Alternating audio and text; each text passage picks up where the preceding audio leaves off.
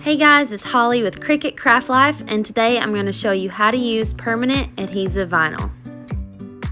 For supplies, you'll need your permanent adhesive vinyl, some transfer tape, and your scissors and weeding tool.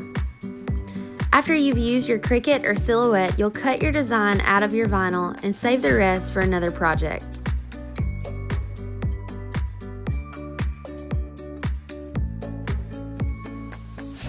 Then carefully peel away the excess vinyl to reveal your design.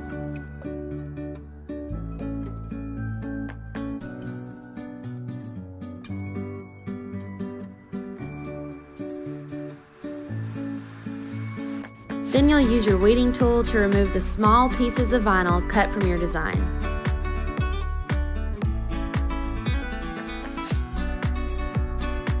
Then you're ready to use your transfer tape. I just lay my design over the tape and trim the exact amount that I need. I like to use the Craftables transfer tape because it has the grid lines and it allows me to lay my design perfectly.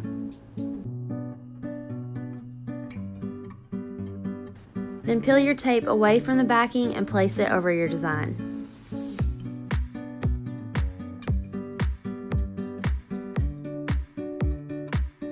Then you can use a squeegee or even a credit card to rub the vinyl onto the tape.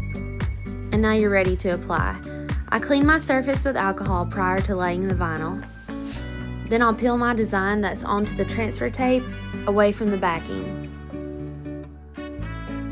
And now it's ready to apply. With permanent vinyl, there's no need to seal, you just want to hand wash.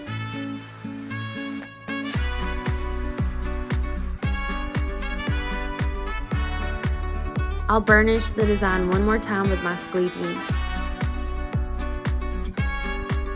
Now I'm ready to peel the transfer tape off of the design and my project is finished.